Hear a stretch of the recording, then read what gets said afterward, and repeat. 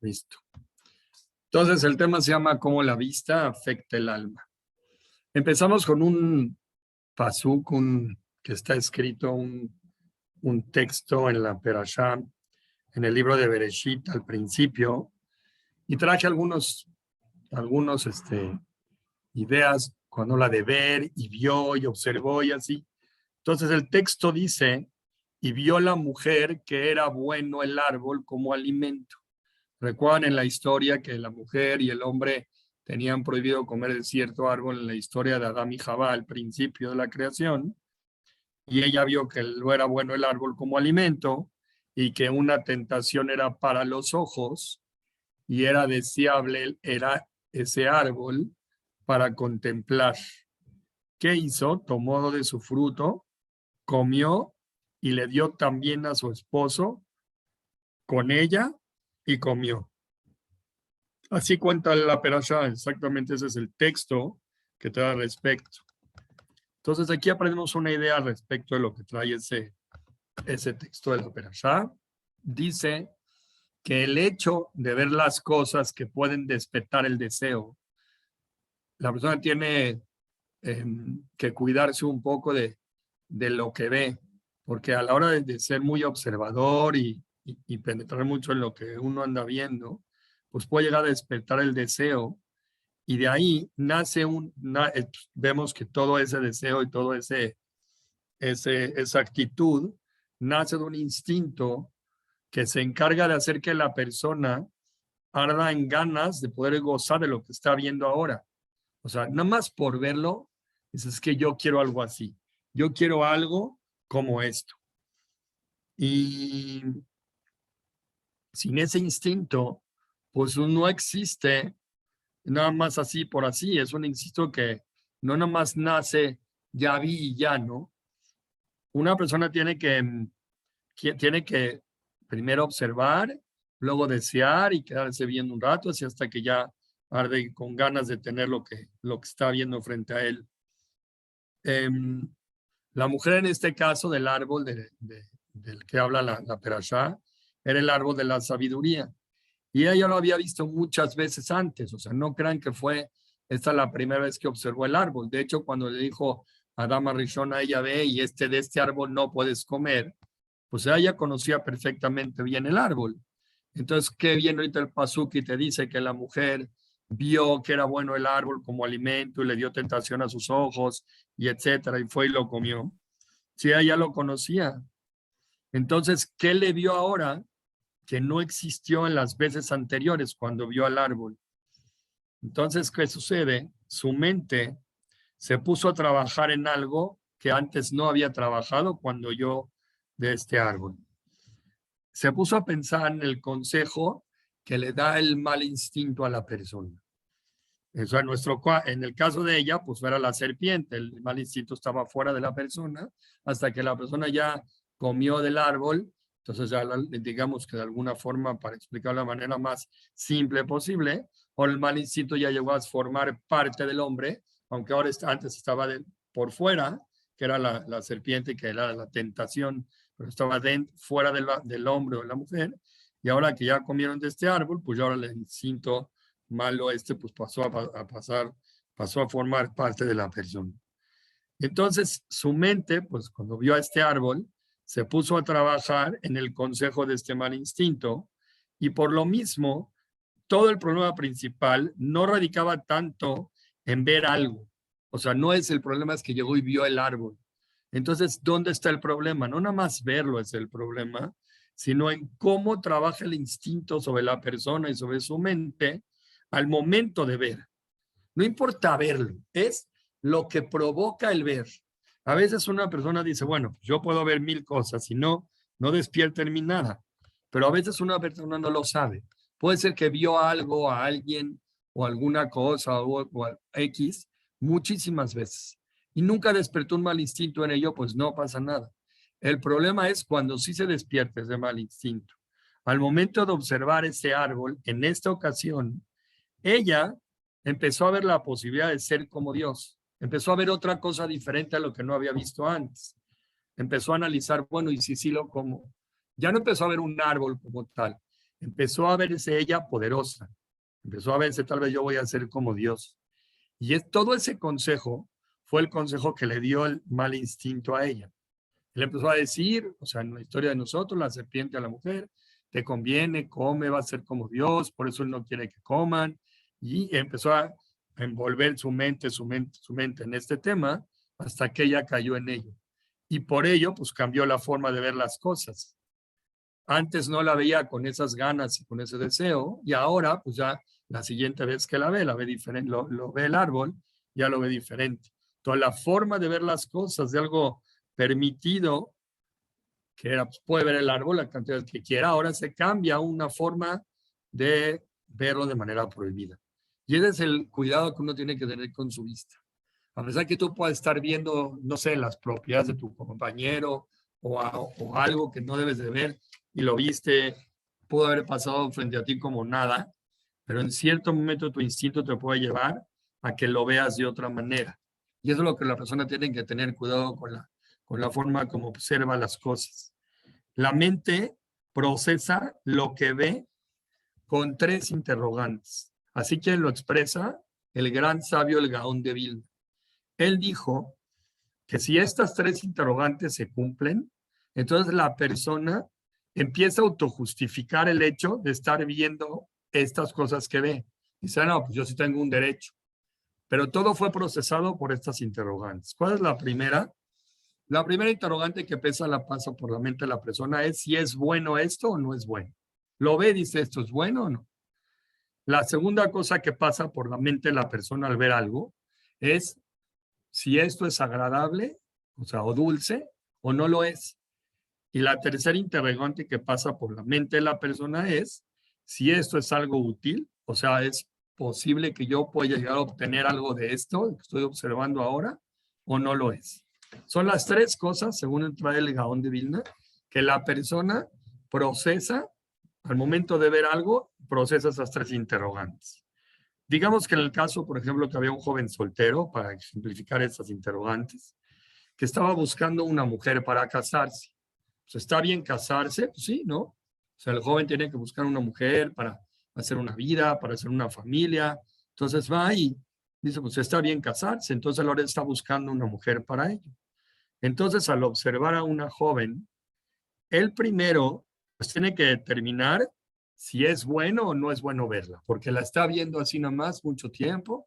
Entonces él pone en su mente, ¿es bueno que la esté viendo o no es bueno que la esté viendo? ¿No?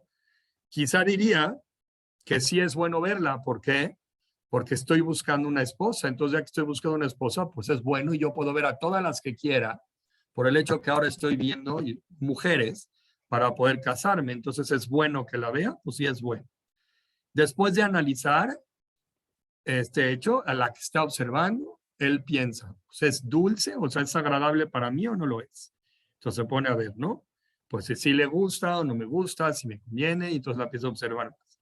Y finalmente piensa si es útil para los objetivos que yo pretendo tener o no. El joven piensa, ¿es útil para el objetivo de casarme o no es útil? Y así puedo lograr este objetivo con una buena pareja de casarme o no. Entonces son los 3 procesos, digamos, en el ejemplo ese. Ahora, en caso de que sea prohibido verlo, vamos a decirlo al revés. La mente primero piensa si es bueno verla o no verla. No, digamos un caso que no debe de hacerse. En ese momento, si decide que sí es bueno verla, pero ahora ha prohibido verla porque tal vez era una mujer ya comprometida o tal vez es una mujer casada o con la que no hay una posibilidad de hacer un matrimonio X, cualquier cosa, ¿no? Entonces la mente primero piensa, ¿es bueno verla o no es bueno verla? Pero ahora es prohibido. Si decide la mente que sí es bueno verla, aún tiene que pasar por otras 2 incógnitas, las otras 2 que dijimos antes. Tiene que pasar por la incógnita si es agradable o no verla, o si es útil, o sea, voy a obtener algo de verla o no. Le faltan todas 2 interrogantes más. Y ahí es cuando el pecado está ya más próximo a suceder. Porque si él ya brincó sus 3 paredes, sus 3 limitantes que son, es bueno o no, es dulce o no, y es útil o no. Entonces ya brinca estas 3 en algo que es prohibido de observar, está más próximo a caer en un error, a caer, digamos, en el pecado de observar a una mujer que no le pertenece, que no hay posibilidades de lograr su objetivo para casarse. Entonces él ya acomodó su mente, pero no a una mitzvah, lo acomodó la mente a algo que su mente le está aconsejando en base a su instinto, que piense de esa forma para que él diga y justifique el hecho de ver algo o a alguien que es prohibido ver. Y de esa forma él acomoda su instinto para hacerlo. Y entonces a veces la misma mente te juega chueco y te hace voltear a ver cosas que aunque tú crees que podrías justificar el hecho de verlas, eso es porque tu mente te juega mal para que tú te pienses que es permitido hacerlo o no ver o no ver eso. Entonces ese es uno de los secretos que la visión tenía. Entonces lo que le pasó a Jabá fue eso. Ella estaba observando un árbol que ya conocía y siempre decía, verlo puedo. Y tenía ella bien y es bueno verlo, sí, no pasa nada. Pero cuando lo empezó a ver con otros ojos, de otra manera, empezó a brincar las cosas de forma tal que empezó a llegar a caer y tomó algo que no debió haber hecho y por eso cayó en el tropiezo de comer de un fruto prohibido. Una misma persona puede ver a alguien o puede ver algo y podría estar haciendo una mitzvah, como digamos la persona esta que estaba haciendo para casarlo, o totalmente lo contrario.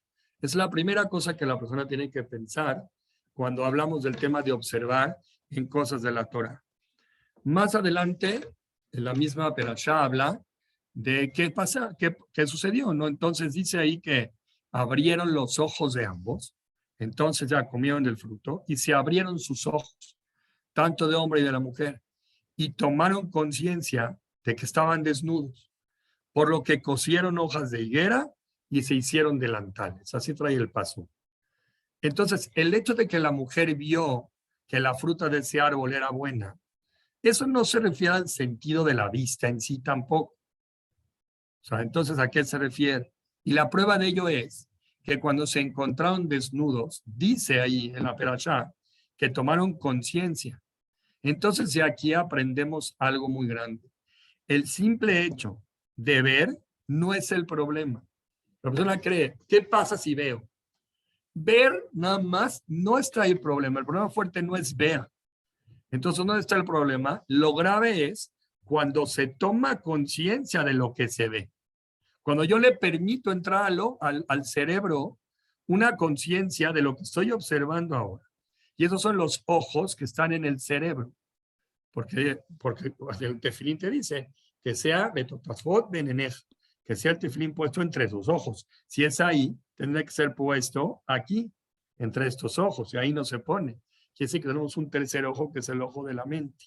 Entonces, cuando tú ya estás viendo también con el ojo de la mente lo que estás analizando con tus ojos, entonces ahí es donde entra el problema. Porque haces conciencia de lo que estás viendo. Si te pasó de largo, no pasa nada, lo viste de largo, no pasó. Pero cuando haces conciencia de lo que estás viendo, entonces ahí es donde está lo delicado. Y aunque sea que el primer hombre ya tiene una inteligencia plena para poder poner nombre a todos los animales de la creación, porque ¿quién le puso el nombre del elefante al elefante? ¿Y quién le puso el nombre al león, león? O sea, obviamente en hebreo, ¿no? Ari, Arié, y cada animal tiene los nombres según le veía sus características el primer hombre. Y él tenía una inteligencia plena para poder renombrar a cada uno y uno de los animales según sus cualidades. Sin embargo, no se le posó en su interior nunca un instinto maligno. El instinto del maligno vivía afuera. El representante era la víbora, la serpiente que vivía en el Gan, hasta que se posó el mal instinto en su interior. Y en ese momento, cuando tomó ese momento, entró ese sistema de la conciencia. Y ahí por eso dice el Pasú, que ellos tomaron conciencia de lo que estaban desnudos y se cosieron hojas y todo por lo que vieron. Entonces, cuando te provoca la vista una conciencia de algo, ahí es donde está la dificultad de lo que estás viendo y ahí es donde uno tiene que ver lo delicado que es. Entonces, no te puedo llamar que haces un error en la vista, sino, o sea, hablando a nivel que se llama si pecaste o no pecaste, si hiciste un error o una falta o no una falta de la ley, cuando hablamos que una persona puede o no puede ver ciertas cosas que son prohibidas, ¿cuándo es? En momentos que una persona analiza lo que está viendo.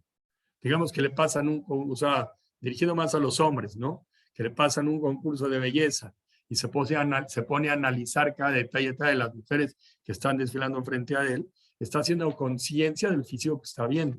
Entonces, si le pasa de frente del árbol, ya no hizo caso. Pero cuando observó con conciencia, ahí es donde está el problema, es donde puede haber una gran diferencia entre si es una mitzvah o no es una mitzvah lo que está viendo ahora.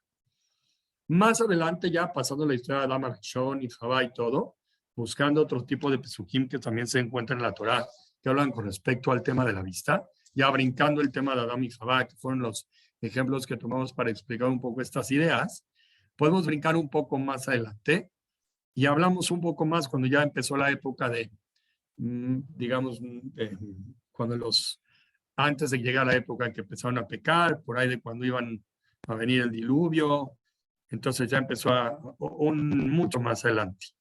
Ahí dice el Pasuk, dice que los hijos de los poderosos vieron a las hijas de los hombres cuando eran bellas y las tomaron para sí mujeres de todo lo que escogían. Así dice el Pasuk. ¿A qué se refiere eso? Que los hijos de los poderosos vieron a las hijas de los hombres cuando eran bellas y tomaron las mujeres de todo lo que escogían. Dice ahí que los hombres grandes y los hombres nobles que vivían en ese tiempo empezaron a llevar caminos del pecado, ya que ellos eran los importantes de la generación en ese tiempo. Entonces dijeron, no, pues ya empezaron a desviarse del camino de Dios, se empezaron a desviar de los caminos, y de ahí empezó a propagarse para toda la generación. Si los hombres de arriba empiezan a fallar, los que están abajo, pues también automáticamente empiezan a bajar hasta que toda la generación se vuelve chueca.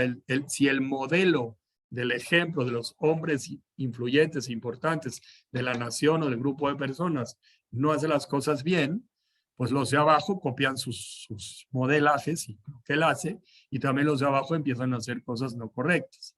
Entonces, la visión del hombre es muy importante que sepamos que lo puede llevar a cometer atrocidades, porque al mirar algo o a alguien y desearlo, porque ellos empezaron a verlas y se empezaron a desear, la persona es capaz de hacer cualquier cosa para obtenerlo. Quiera esta, no le importa de quién sea o a quién le pertenece, es dispuesto a hacer lo que sea para obtenerlo. En la generación del diluvio, que es la que estamos hablando ahorita, los hombres poderosos estaban observando a las mujeres de los más débiles. Como ellos eran los hombres poderosos, por eso dice, ellos vieron a las hijas de los hombres. Aquí dice los hijos de los poderosos. Ellos vieron a las hijas de los hombres más comunes, que eran hombres más débiles que ellos, y empezaron a escoger de entre ellos mujeres. No les importaba si eran casadas o no eran casadas. Ellos, como eran hombres poderosos, decían que podían tomar a la que quieran. Porque en aquel que en cierta medida es más poderoso que su compañero, esa era la regla, pues aquí el más poderoso tiene que ganar. Y los otros pues, se tienen que callar la boca. Y así era la filosofía de vida en la época del diluvio. Los hombres poderosos tomaban a mujeres más débiles, de los hombres más débiles, y se las llevaban a ver qué puedan con ellos. Fácilmente puede él, ya que por esta posición donde tenía, abusar de esta autoridad. Si los mismos dirigentes empiezan a tomar a las mujeres de los mercados y las usan para satisfacer sus deseos, con más razón, los de abajo van a empezar a hacer lo mismo y van a empezar a tomar otras mujeres de unos más bajos que ellos para empezar a buscar y satisfacer sus deseos. Y así van a ir siempre hacia abajo y hacia abajo y hacia abajo.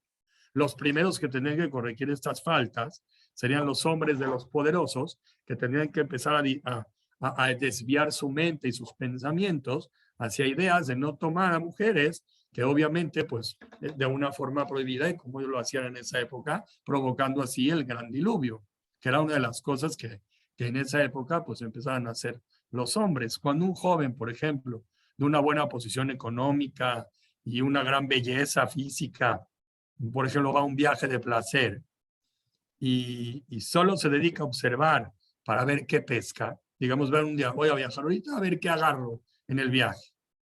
Él pues, es buena familia y es bien parecido y va con sus amigos de viaje de buena familia.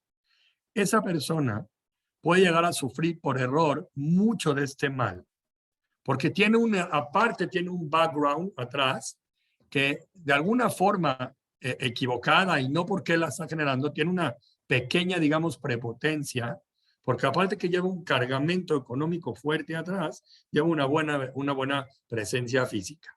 Entonces, este mal que tiene, que hace brotar esta prepotencia, lo lleva a pecados, porque se siente tan poderoso que puede llegar a pensar que puede llegar a tomar a cualquiera que quiera. Y eso lo hace a él un mal ejemplo social y lo transforma todo en una sociedad que vive para el placer y empieza a ridiculizar a sus amigos porque el hecho que él es más fanfarrón o que puede llegar a tener más este tipo de placeres abiertos a su gusto. Y eso no está bien. Si se sucedía en la generación del diluvio, que cuando arreglaban a las mujeres para casarse, venían unos de los más importantes y tomaban esas mujeres y tenían relación con ellas antes de que tomaran matrimonio. Y esta costumbre, no crean que terminó nada más en la generación del diluvio ya. Esta se siguió practicando después de que vino el diluvio y acabó y nos salvamos y toda esa catástrofe. Se volvió a retomar nuevamente en Europa, incluso hasta la Edad Media. Lo seguían haciendo. A los grandes feudales y hombres poderosos de esos tiempos empezaban a tomar a las mujeres que iban a casarse, las tomaban los grandes poderosos así y ponían como una regla. Lo que pasa es que nosotros, bendito sea, no vivimos en esa época, pero había pueblos y ciudades que hombres poderosos era una medida importante que era parte de lo que tenían que hacer. Los hombres feudales practicaban algo así que se llamaba el derecho de pernada. Ese derecho de pernada les permitía mantener relaciones con las doncellas de sus siervos antes de que ellas contrayeran matrimonio. Era una cosa tremenda. Si ustedes buscan de este tema en internet, lo van a encontrar en un minuto. De hecho, yo lo busqué ahí, ¿no? También en América Latina hubo mucho tiempo que se permitía el abuso sexual. Y dice, ¿y quién lo hacía? Una autoridad que tenía poder para hacer esas cosas y era en contra de las mujeres que estaban en condiciones, por ejemplo, de dependencia o en obediencia de los feudales. Entonces era una cosa, un abuso tremendo que se hacía. Sacerdotes o cualquier otra autoridad que tenían en esos tiempos, pues muchos de ese tiempo llegaban a abusar de esta fuerza. O sea, llegó a ser algo tan común que los mismos padres, o sea, llevaban a sus hijas con sus patrones para permitirles este privilegio. Es una cosa tremenda, cómo pudo llegar a suceder una cosa así en la historia. Aparte de lo que pasó en la misma Revolución Mexicana, fue por culpa de este derecho, porque la gente ya no soportaba más este problema. Dijo, ya no soportamos más que tengamos un gobierno que tenga este poder. Querían defender el derecho de sus familiares. Y parte de esta revolución surgió por eso, porque aunque parezca que nada más eran privilegios que el pueblo se sentía sometido, pero eran unas cosas que el pueblo sentían sometidos por esta fuerza, por esta imposición. Gente que iba a casar a sus hijas, pues les permitía a la joven estar con el patrón y de este modo, pues así pagaba la boda. Era una cosa muy, muy fea. En ocasiones, cuando el patrón insistía en tomar a una de las hijas de los pobres, se arreglaban con él poniendo el pretexto de que la mandaban a trabajar, digamos, como una sirvienta a la casa y muchos casos similares. Entonces, eso es una cosa que sucedió desde la época del diluvio. Trae y cuentan que los jóvenes que se empiezan a pensar hoy en día, desgraciadamente, ¿no? Tienen buen físico y tienen atrás su dinero. Ellos se aventuran a conquistar mujeres, a viajes, pues para satisfacer los deseos provocados por su vista. Van, la que ven, y dicen, yo tengo que tomar a la que veo. Y los patrones, pues, ¿qué hacían? Mandaban, pues en ese tiempo, la revolución, pues los patrones observaban a las empleadas y así, o sea, hoy en día, si Dios no lo quiera, o sea, ya se han oído casos, o sea, ahorita como hay tantas noticias de todo, pero se han escuchado casos que hay patrones que observan, por ejemplo, a sus empleadas como a secretarias o compradoras y demás, y pues para poder cerrar algún trato o alguna cosa más, pues han caído. ¿Y por qué van a llegar a caer? Si tienen una buena familia, tienen hijos, si tienen esposa y tienen todo bien.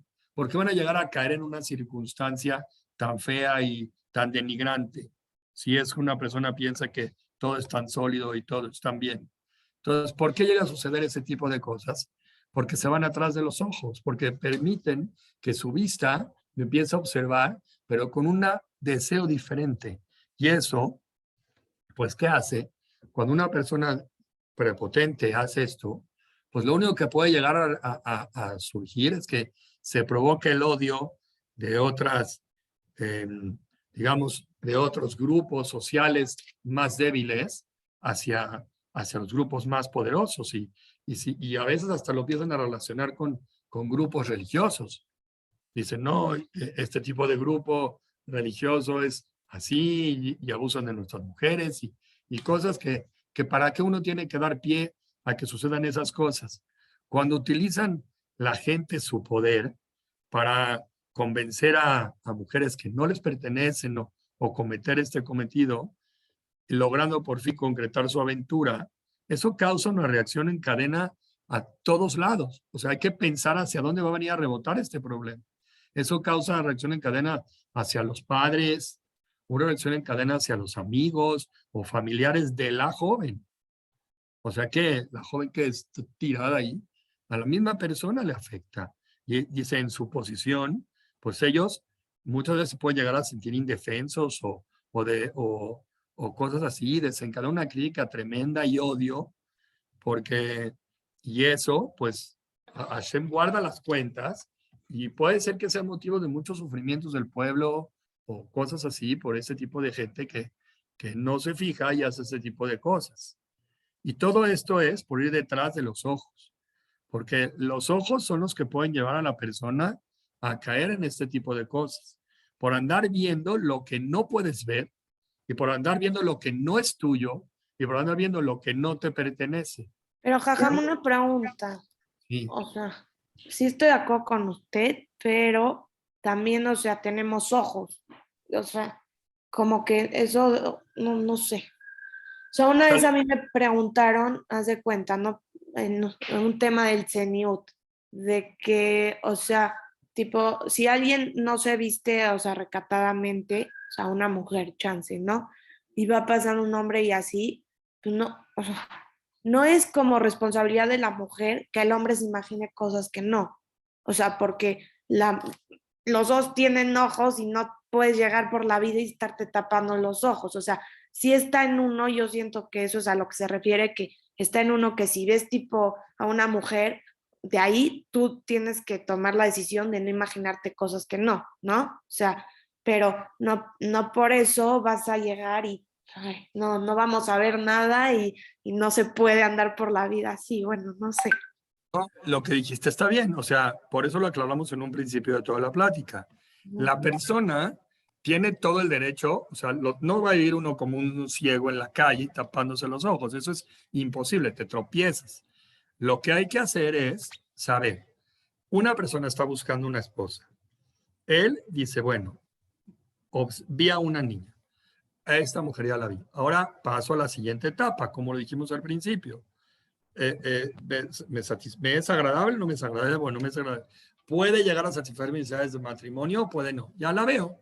Entonces ya decido y doy un paso más adelante, porque puede llegar a satisfacer mis necesidades de matrimonio. Entonces tuve la oportunidad de hacerlo para una mitzvah, pero hay situaciones que no hay mitzvah, que nada más es unos ojos de crítica o unos ojos así.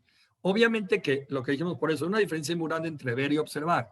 Si la ves de paso, no hay una prohibición como tal, pasó frente a mí.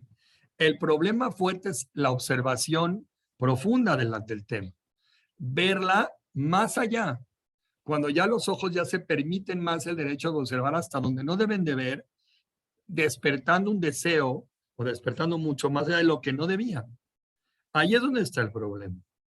¿Por qué tú hablas de las mujeres en tu caso? Porque hay veces que una mujer puede llegar sin querer a despertar un deseo en otro que no es una persona permitida para ella. O sea, ella dice, bueno, yo me he visto así para despertar a lo mejor el interés de muchachos solteros para que me volteen a ver en cierta hora o en cierto evento. Ok, pero en el mismo evento hay que evaluar que también hay jóvenes casados.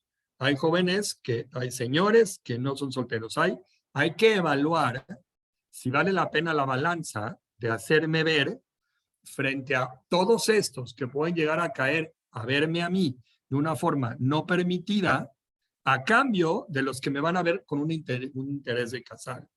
Entonces habría que evaluar. O sea, la persona tiene que poner una balanza exactamente hasta dónde está dispuesto a ese sacrificio. Y ese es el riesgo que yo puede ser que estoy tomando cuando me hago ver por otras personas, cuando tal vez no debí de haberlo hecho. Obviamente que si estoy vestida con recato y todo así, y aún así me están observando, pues yo cumplí hasta donde tenía que hacer las cosas. O sea, yo no, ¿qué quieren que haga? O sea, hice lo que tengo que hacer. Pero más allá, tengo que entender que es más fácil provocar el deseo, y entonces puede mucha gente voltear a verla sin el interés adecuado. ¿Bien? Entonces dice aquí, todo esto que estamos hablando es un análisis general de la vida, para que sepamos que existe. Si uno va a decir, o sea, ¿cómo puede ser posible que venga un hombre de buena familia, bien armado, estructurado y todo, a llegar a caer, a ir con una persona que es ajena a su familia, empleado, una secretaria, una compradora? O sea, todo esto le va a llevar al hombre a su perdición. Muchas veces, o sea, van a llegar a pagar mucha gente justa por haber llegado a permitir esto. Cuando la Torah utiliza la expresión vieron, porque dice Vairu, vieron, la intención era exclusivamente porque ellos las vieron para cumplir sus deseos de relaciones. Por eso las veían. El mismo versículo lo comprueba diciendo, los hijos de los poderosos vieron a las hijas de los hombres cuando eran bellas. ¿Para qué me dice eso? Porque exclusivamente estaban buscando sus bellezas para ellos. Y con eso dañaron sus ojos. Después dice, tomaron para sí mujeres de todo lo que escogían y con eso dañaron toda la santidad de su cuerpo, de su brit milá, etc.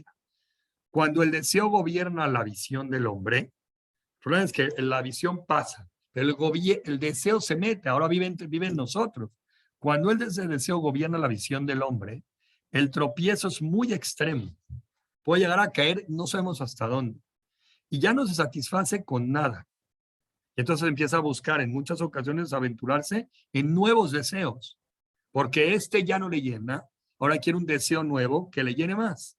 Y los ojos le empiezan a presentar cosas para presentarle nuevos deseos, porque el ojo no se llena fácilmente, porque lo que le enseñas le parece poco, porque ahora le enseñaste esto, ahora que tiene más chance de ver, va a ver más y más y más, porque el ojo no se llena nunca.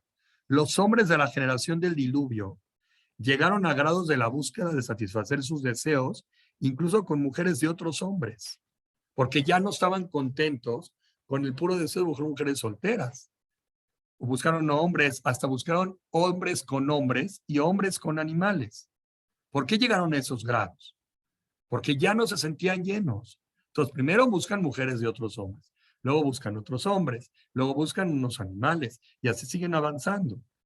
Agarraban de todo lo que escogían. Y eso fue la generación del diluvio. Hasta donde puedan más y más y más experimentar y experimentar para poder seguir llenando sus deseos. El ojo no se llena. Es lo que trae de esa época la generación.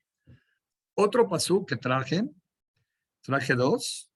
Uno trae, también en el tiempo del diluvio, dice que el Eterno, o sea, Dios, vio que era grande la maldad del hombre sobre toda la tierra y que todo designio de los pensamientos de su corazón era solo maldad todo el día. Estamos hablando de la época del diluvio. Trae en Coelet un pasuk que dice que todo objeto tiene su hora y su juicio, porque la maldad del hombre lo sobrepasa. Entonces, toda cosa tiene, así lo trae el pasuk. ¿A qué se refiere todo esto? Dice aquí que todo lo que la persona hace tiene un momento de ser enjuiciado. Una persona cree que puede hacer lo que quiere de manera libre y nunca va a llegar a hacer un juicio de lo que él haga. Y toda cosa que la persona hace en la vida va a llegar un momento que lo van a poner en un juicio, le van a decir, a ver, hiciste así, así, así, así, te dio oportunidad de corregir tu camino, tal vez durante, no sé, 5 años, 10 años, 8 años, 9 años, 15 años, lo que sea, pero todo tiene un tiempo, el juicio va a llegar en su momento, y la persona a veces no toma la oportunidad de cambiar, porque si fuera inmediato el juicio al pecado del hombre, pues el castigo sería durísimo, o sea, el mundo se destruiría de manera inmediata. ¿Por qué?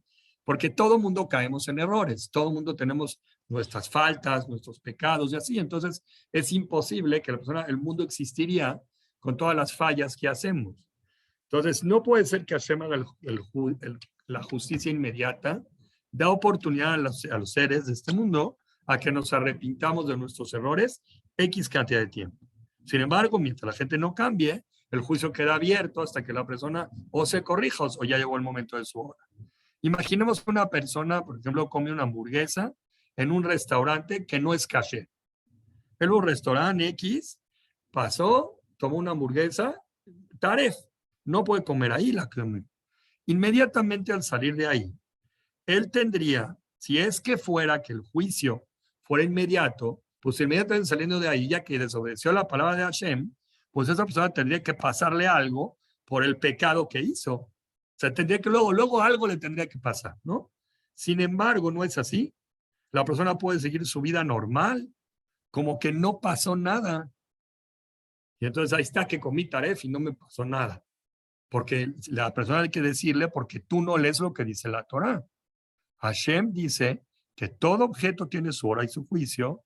Entonces hay un momento específico para que las cosas se resuelvan. Hashem no castiga de manera inmediata a una persona que come taref. Es ridículo. El mundo se acabaría en un segundo. Vemos que Hashem detiene el juicio inmediato y lo transporta a otro momento. Y eso le permite a la gente arrepentirse de sus malas acciones. Dice, y así funciona todo. Porque, como dijo Coelet, la maldad del hombre pues lo llega a sobrepasar. Dice, igual es cada mitzvah que se le presenta al hombre en su vida. La mitzvah que la persona tiene un momento específico de ser. Yo voy caminando en mi vida. Ahora llega, frente a mí se me presenta una mitzvah X. Ese es el momento preciso de cumplir esa mitzvah. Un hombre debe de saber que tiene que aprovechar el momento preciso de la mitzvah que se le está apareciendo ahora frente a él. Porque la mitzvah tiene un momento y ese es el momento de la mitzvah. Y aún así, sabiendo esto, no se garantiza que se va a inclinar la balanza a su favor porque la maldad del mundo es muy pesada. Sin embargo, que aproveche la mitzvah, que la haga ahorita, porque ¿quién dijo que mañana vas a tener la oportunidad de poder hacer esta mitzvah otra vez? Viene una persona contigo, un señor de 90 y tantos años, se viene a sentar a tu clase de Torah, es tu único alumno de la clase y dices, la verdad yo no voy a sentar a darle clase a esta persona a los 90 y tantos años que tiene, qué flojera. El señor, yo lo viví, vino a tomar una clase a la semana, entró al hospital, a las 2 semanas, el señor ya no estaba en este mundo. Si uno hubiera perdido la oportunidad de darle clase de Torah a esta persona, yo fui la última persona que le dio una clase de Torah a esta persona, tal vez. Y no puedes aprovechar la misma en el momento que la tienes. Si se te va, se te va. Dice el Rambam en Alajot Teshuvah, el hombre que sus pecados son más que sus méritos, en ese instante tendría que morir por su maldad. Y esto se refiere que no es que muere exactamente y que se va. Dice, sino que ahora él está considerado una categoría que no tiene derecho a su mundo venidero. Pero no quiere decir que ahorita se fue. Del mismo modo, todo el mundo, si sus pecados son más que sus méritos, inmediatamente tendría que ser el mundo destruido. Y eso no se mide según la cantidad de méritos o pecados que la persona realiza, sino la dimensión del mérito, la dimensión del pecado. Si el mérito es un mérito que hizo enorme, porque lo que hizo fue una cosa gigante que es casi imposible realizarlo solo, él hizo un mérito impresionante. Juntó una cantidad de dinero para una institución de Torah para que puedan mantenerse a Brejim tal vez durante 2 años o 3. Entonces logró hacer una colecta de dinero impresionante para esa institución. El mérito fue enorme, va a mantener a cantidad de familias de estudiosos de la Torah durante 3 años. El mérito de la dimensión de la mitzvah es muy grande. Al revés, igual. Si el pecado es un pecado tan grande, entonces no es la cantidad, es la calidad del pecado, la calidad del mérito. Por lo mismo, es muy grande el arrepentimiento oportuno de la persona. Porque si la persona se arrepiente de las fallas, entonces eso nos permite también corregirnos de ellas y antes de que llegue, Dios no lo quiere, una hora inevitable de juicio, que ahora ya no se va a poder hacer nada. Entonces la persona todo el tiempo tiene que estar pensando, si yo hice alguna falla, tengo que tratar de corregirla y hacer mejor y cambiar mi vida mejor. Y de esa forma ir avanzando. Y de esa forma, a pesar de Hashem, pues alguna persona va a llegar a tener el más grande Olam Haba, ¿no? Ahora pasamos un poquito más adelante. Ya pasó el diluvio y ahora está Noah, ya llegó, está en el arca.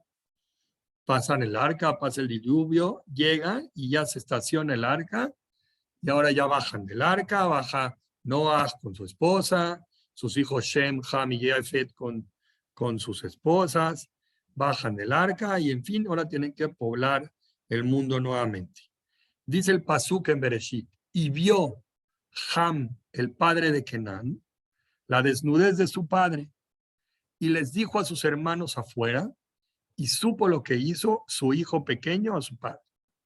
¿Qué hizo su hijo pequeño? ¿Qué hizo Ham? Porque está en el paso que vio Ham a su padre. Noah maldijo a su hijo por lo que hizo. O sea, quiere decir que Noah le hizo un daño, que Ham le hizo un daño a Noah, a su papá. Dice, y por lo tanto Hashem lo castigó. Y lo castigó midá que negues midá. Así se llama, medida por medida. Sobre cada pecado que cometió, Ham tuvo un cambio físico. Así está escrito en la Torá y en los Mefarshim. Dice que cada pecado que él hizo con respecto a su padre, Hashem le dio una señal. Sobre la descendencia de su cuarto hijo, Kenán, hay quien dice que era el primero de los hijos. O sea, hay discusión si Kenán es el cuarto hijo de Ham o es el primer hijo de Ham. ¿Ok? Ham es uno de los 3 hijos de Noah. Noah tiene sus hijos Shem, Ham y Jafet. ¿Sí? Ham es el más pequeño. Y entonces Ham, su primer hijo o su cuarto hijo es Kenán. ¿Van conmigo en la cuenta o no? ¿Bien? ¿Sí o no? Sí. Ok, va. Entonces, sobre lo que es Kenán, Hashem le dio una señal o un castigo por lo que le hizo a su papá. Con respecto, por ejemplo, que a los ojos que vieron a su padre desnudo, entonces ahora los ojos de la descendencia de Ham se van a tornar de tono de la sangre. Entonces, si uno ve en muchas personas que son de raza oscura, raza negra, el contorno de su ojo se ve como ensangrentado. Se ve así como que no se ve totalmente blanco, se ve como que tiene sangre alrededor. Ham, eso fue el castigo que tuvo con respecto a la vista. Y así cada una de las cosas que vivió, pues tuvo diferentes, porque dicen que de ahí empezaron a nacer gente de la raza negra por ese tema, por este asunto. Ham realmente quería ver a su padre. O sea, él podía haber cerrado los ojos y no lo hizo, no cerró los ojos. Además, lo contó riéndose a sus hermanos. Había mi padre desnudo y le dio mucha risa y empezó a echar risas. Y no supo de esto, lo cual le provocó una gran angustia y eso desencadenó su enojo y lo maldijo. Maldijo a su hijo y a su nieto Kenán. Porque muchas personas dicen que castró, porque aquí hay uno de las explicaciones que fue lo que pasó ahí, es que ellos, o uno o el otro, Ham o Kenán, fueron los que castraron a Noah. Hicieron una brujería X, un hechizo, y lo castraron. Y entonces, aquí dice que el que hizo la brujería fue Kenán, y él fue el que castró a Noah, y su padre, Ham, lo vio y no le dijo ni una palabra y dejó que así suceda. Entonces, de aquí nos crea una reflexión para la vida muy grande. Cuando un hombre observa, por ejemplo, a una mujer prohibida, a una mujer que no debe de ver, para él, O sea, él no tendría por qué estar viendo, digamos, a la mujer de su amigo. Y él anda observando. Y la anda observando para él, de una manera intencional. Eso puede provocar en ella una angustia tremenda y molesta. O sea, imagínense ella cómo se siente al ser observada por que todo el tiempo la ande viendo.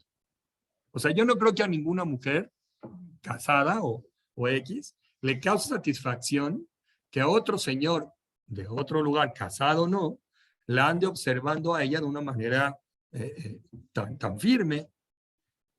O sea, independientemente si ella es la que provoca la observen o no. O sea, ella es la que provocó, perdón. Independientemente. Si ella provocó o no, ya es otra cosa. No. Pero ¿qué sucede?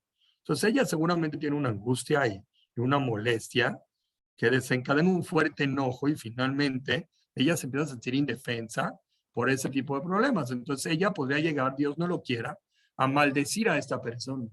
Sacar una palabra fuerte de su boca, maldiciéndolo por lo que está haciendo, porque es la única arma que tiene en su mano para poderse defender de él, aunque él no escuche la maldición, pero ella lo maldice.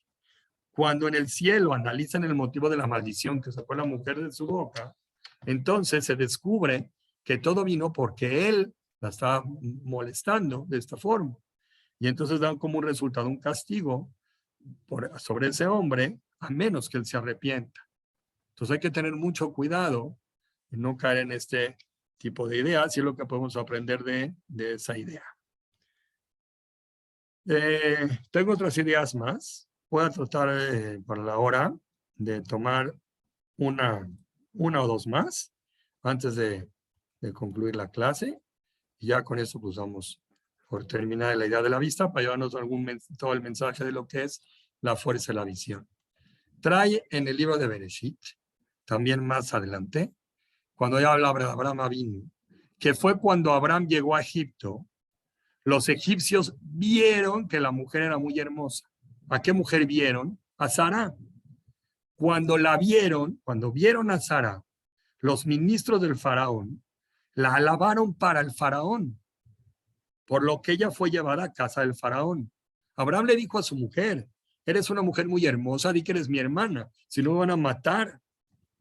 Dice, cuando Abraham llegó a Egipto, escondió a Sara en una caja para que no sea observada por los egipcios, porque él sabía que era muy hermosa y eso podía provocar el deseo de algunas de las personas de ahí. Eso llegó al grado de temer por su propia vida. O sea, imagínense, tenía miedo que lo maten por ella. Abraham sabía lo importante que es cuidar a la mujer de la casa para que no se esté mostrando en la calle. Porque como él tiene una esposa muy guapa, no quiero que te andes enseñando en la calle. ¿Para qué andas enseñándote que te van a ver otros? Esa falta de recato despierta el deseo del hombre, dice, el deseo de hombres extraños, y no se sabe lo que puede llegar a desencadenar. ¿Qué van a querer esos hombres extraños sobre ti? Yo no lo sé. Entonces cuida tu recato, eres una mujer muy hermosa. Inclusive después de cruzar la frontera de Egipto, Abraham no habría permitido que Sara saliera a la tienda donde había establecimientos ahí en la calle, mientras ahí pasaban, él prefería mejor, vamos a pasar un poco de hambre, pero no vas a estar saliendo a las tiendas aquí, porque todo el honor real de la hija de Israel, del rey, está en su interior. Dice, Kebot bat melech penim, así está escrito. El honor de la hija del rey es interior. Dice que la mujer honorable se mantiene la mayor cantidad de tiempo posible en casa.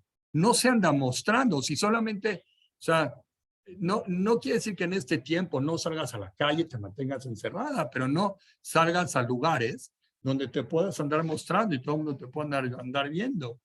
Inclusive que Sara era una mujer casada, el deseo de los hombres de ahí después de verla los incitó a llevar a la fuerza a la casa del faraón y se la llevaron ahí.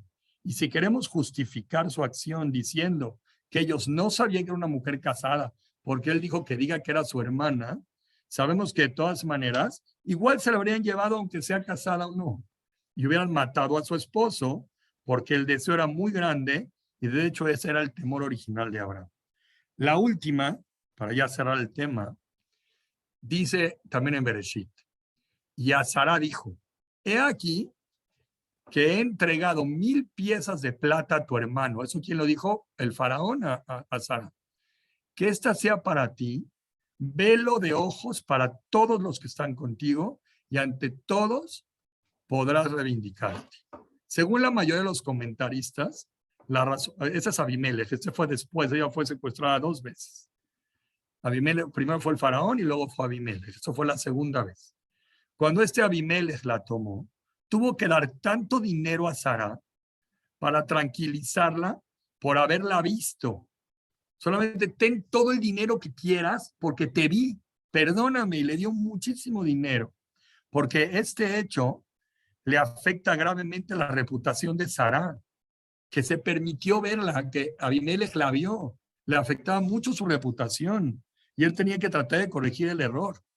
El hecho de que el hombre vea una mujer prohibida para él, eso le provoca una gran vergüenza a esa mujer, lo cual el hombre tendría que buscar posteriormente cómo corregir ese problema que le está generando a ella por andarla observando tanto personal como social. En caso que necesite dar dinero para consolar su vergüenza, pues entonces pues tendría que dárselo, pero que no se lo dé ella directamente, pues está peor, podría malinterpretarse. Tiene que hacer creer que no se dio por consuelo, sino por una paga de algo o de otra forma y así. Por lo mismo en el caso de Sara, Abimelech le dio el dinero a Abraham y solo le explicó el motivo de por qué le está dando tanto dinero. Le dijo, es para consolar a tu mujer. Abimelech pagó esta cantidad por 2 motivos principales. Uno, por haber privado a su esposo de ver a su mujer una noche. Como Abimelech se la llevó una noche, le prohibió, o sea, lo privó a su marido de verla una noche. Y le tuvo que pagar por eso. Y 2, porque la vio. Sara es mujer de otro, es mujer de Abraham. No existe permiso de otro hombre para mirarla. Y Abimelech entendió este error.